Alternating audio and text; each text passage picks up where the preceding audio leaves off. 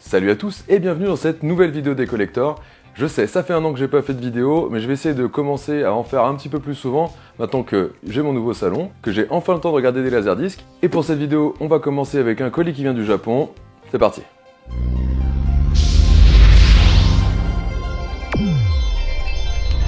Et ça y est, c'est parti, on va l'ouvrir. Alors, c'est un petit colis, il n'y a pas beaucoup de laserdiscs, on va le dire, mais il y a au moins une belle pièce.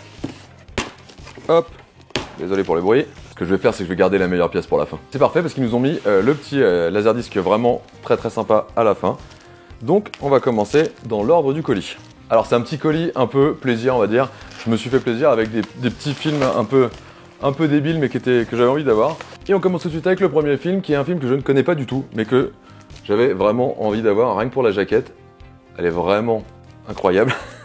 Ce Chuck Norris magnifique. Je sais plus c'est quoi, c'est Invasion USA, je crois.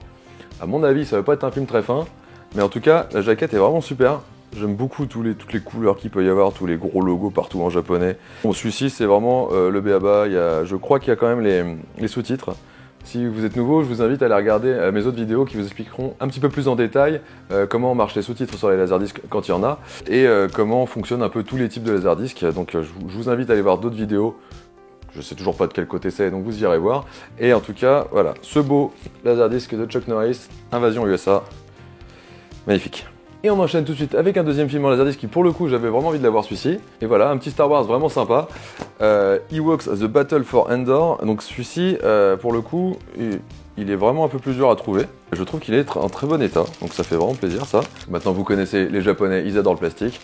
Et donc, ce petit laserdisc de Battle for Endor qui est, bon, on va pas se le cacher, c'est pas un bon film, mais il y a ce petit côté un peu souvenir que d'ailleurs j'avais pas vu à l'époque et que j'ai toujours pas vu, il me semble, celui-ci. J'ai vu le premier, il me semble que celui-là c'est le deuxième.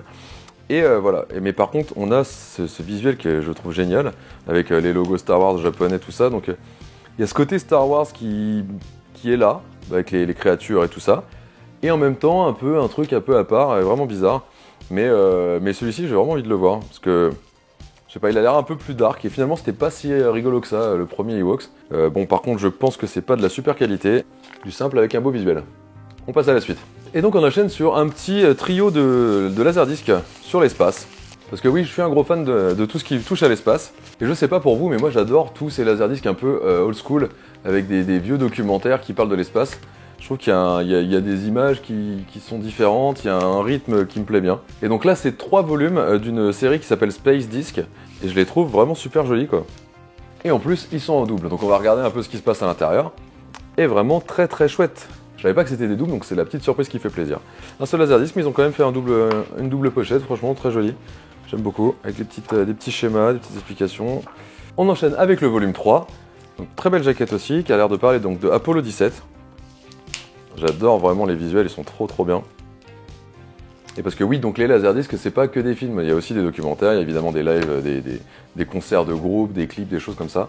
Et c'est sympa aussi, je trouve, de temps en temps, de switcher, de prendre autre chose que des films. Hop, dans quel sens ça se passe? Comme ça. Oh, on a carrément un poster, alors là, de la surface de la Lune, avec un tracé, j'imagine, voilà, petit poster.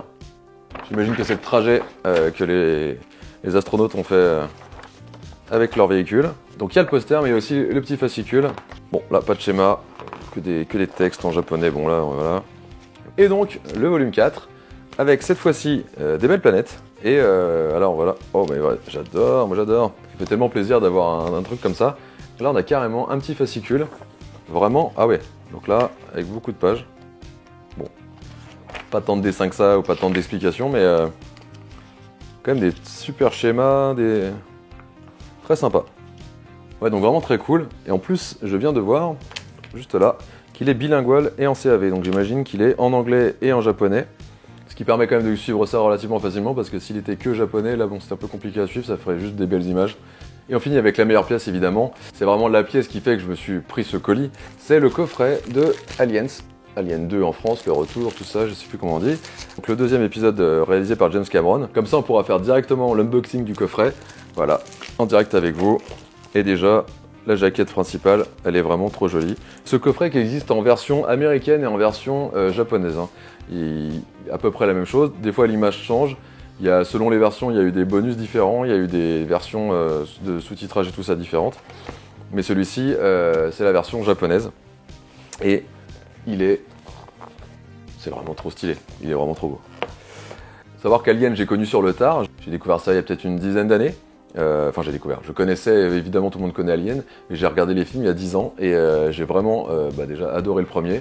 Et le deuxième qui est vraiment différent mais que je trouve vraiment super. Et je trouve que James Cameron a fait un taf de fou sur ce film et du coup je vais me le regarder une deuxième fois évidemment. Ce qui est à mentionner, c'est qu'il est en CAV, et ça c'est mortel, qu'il est en anglais, sous-titré japonais, et normalement on a les closed captions anglais, si je dis pas de bêtises, j'en suis pas sûr. Je découvre avec vous l'intérieur. Donc on a le premier Laserdisc, Side 1, bon, ok, là ils se sont pas trop foulés, c'est joli, mais bon voilà, c'est juste gris. Mais bon, c'est pas grave, c'est cool quand même. Évidemment, il est en CAV, donc il tient sur beaucoup de faces. Le side 3 et 4, qui a donc encore des chapitres. Là, c'est encore le film, je pense. Rien n'est écrit en anglais, donc bon, là, pour le coup, il va falloir que je traduise pour savoir. On a ensuite le side 5 et 6. Donc là, on continue sur le film. J'imagine. 5 et 6, toujours pareil. Ils sont pas trop foulés, hein. C'est un peu dommage. Encore un Laserdisc, donc un quatrième Laserdisc avec la face 7 et 8. Non, face 7 seulement d'ailleurs. Mais par contre, celui-ci, c'est que du bonus, et c'est pour ça que je l'ai pris surtout. Donc, regarde, on a, là, il y a écrit un peu d'anglais. Donc, il y a toutes les phases de pré-production, donc j'imagine tout ce qui est élaboration du scénario, tout ce qui est les recherches graphiques, tout ça. Donc, la production, tout le moment où ils vont tourner le film. Donc, ça, je vais regarder tout ça. Et la post-production, tous les effets spéciaux qui peuvent avoir été rajoutés en post-production. Avec James Cameron aux manettes, qui est toujours très pointilleux, donc j'imagine qu'il y a pas mal de choses à voir de très sympa. Et pour finir, on a un petit fascicule. Petit mais pas si petit que ça finalement. Il fait quand même 30 pages, c'est quand même pas mal. Donc il est en couverture souple, je vais vous le montrer. Donc comme d'habitude je passe un peu vite, hein. Si vous voulez regarder quelque chose en particulier, vous faites une petite pause. Très jolie photo de tournage. Ah ouais, c'est mortel. Très très bien. Les maquettes, les croquis. J'imagine que ça reprend des images aussi du making of. Ah, il y a plein de choses très sympas quoi. Tout en noir et blanc.